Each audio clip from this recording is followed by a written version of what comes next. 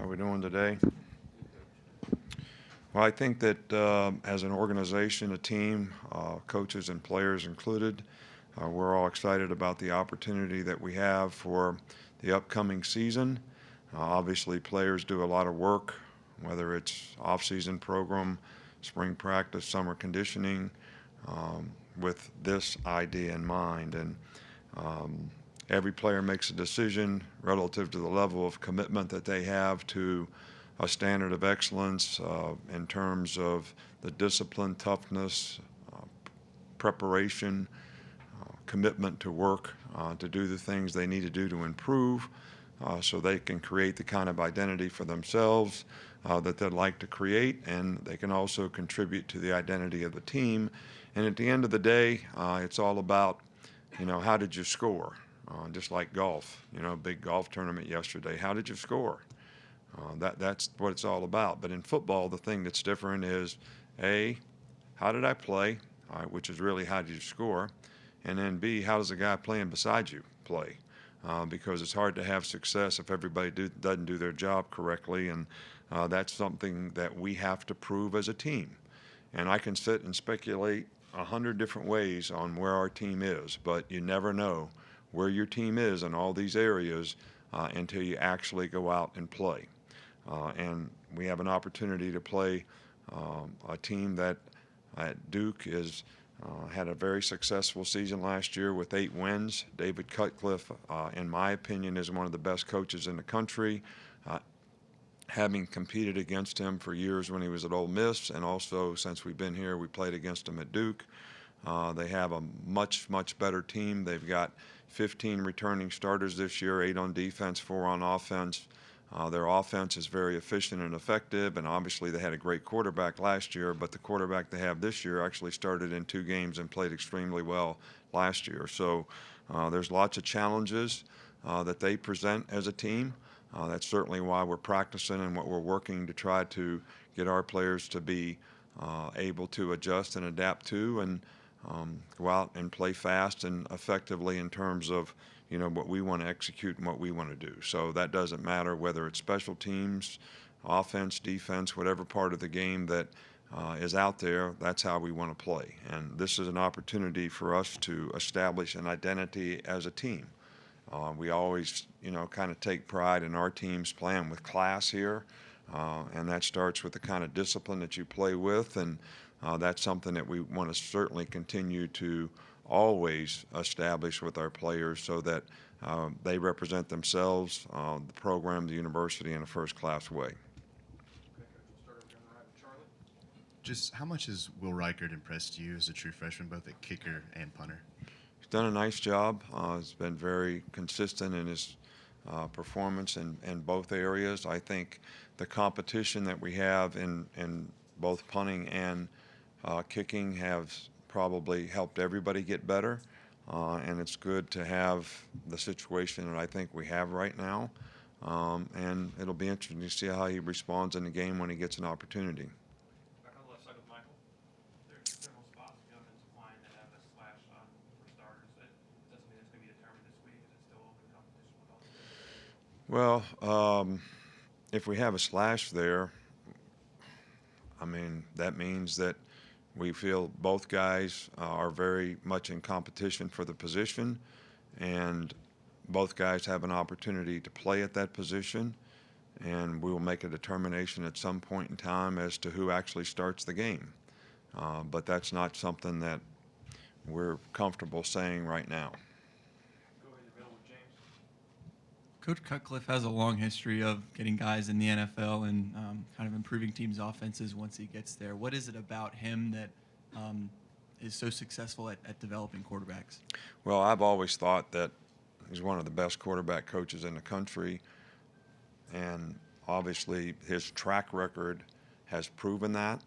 I think he has that reputation, so I think a lot of players are interested in playing for him, and he's done a fabulous job of developing those players. So, but I also think that their system and scheme on offense is so well conceived, and that it also gives the players an opportunity at all positions on offense to have a chance to be successful. But it makes the quarterback's efficiency always have the consistency that everyone always looks for in a quarterback, because the system allows them to make quick decisions and get the ball in their hands, and it's very sound, and they're very well coached in being able to do that. And I think all those things contribute to the success of the quarterback as well as their offense.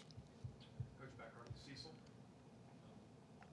Coach, could you update us on the injuries going into the first game, other than the long-term guys? I know Justin Aboybe missed a couple of practices. Yeah, Justin has a foot injury that is not a long-term injury. He's kind of day-to-day. I would say he's probably questionable for this particular game. So we just have to wait and see how he responds and how he goes from there. But we expect everybody. Hunter Brandon is still not able to participate. Deontay Brown, who is suspended for 4 games, will be able to participate probably in the next couple days. I don't think there's anybody else. I mean, you guys know the guys that are out other than that. So everybody else we expect to be able to practice and see how they respond and develop through the course of the week if they are coming off injuries. Over on the left, Ryan. Obviously, Christian Harris is listed as the starter. What impressed you about him to be able to be elevated to that position already? Well, he's a very aggressive player, and sometimes you have to make decisions with young players, even though they may not have a total understanding of doing everything exactly like you'd like for them to do it. Their ability to make plays and their sort of want to, in terms of learning how to do it and developing, is going to allow them to make the improvement that they need to make to be the most consistent player. And we just felt like after 2 scrimmages, the way he played, that he was the guy that would give us the best chance long-term to develop at that position. We still like some other guys. There is still competition at the position, and we'll continue to evaluate that. Couple more here. We'll start with John. What are some of the benefits to playing, A, these neutral site games, but B, you're having your players know that they've got to open up with the Power 5 team? Well, I think that,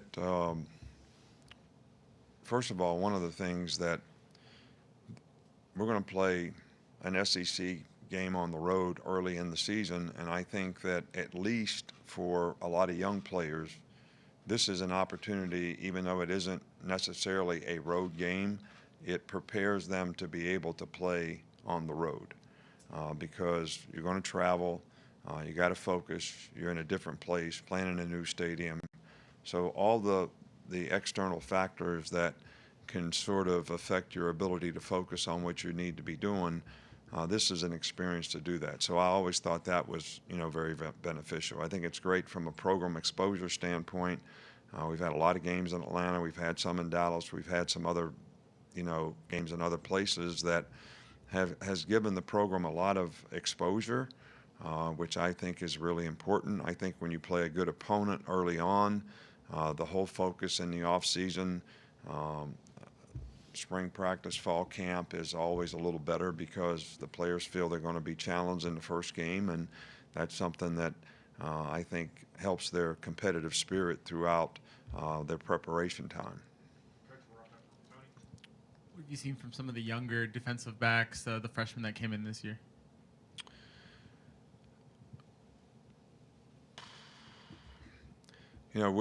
We think all those guys have the potential to be really good players.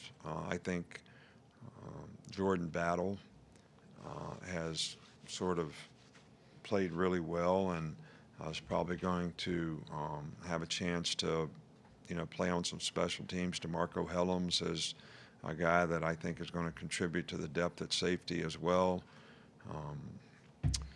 The couple of the young guys that are fighting for, backup cornerback role positions. There's still a lot of competition there. I don't think anybody's really ever sort of stood out, even though we like their ability.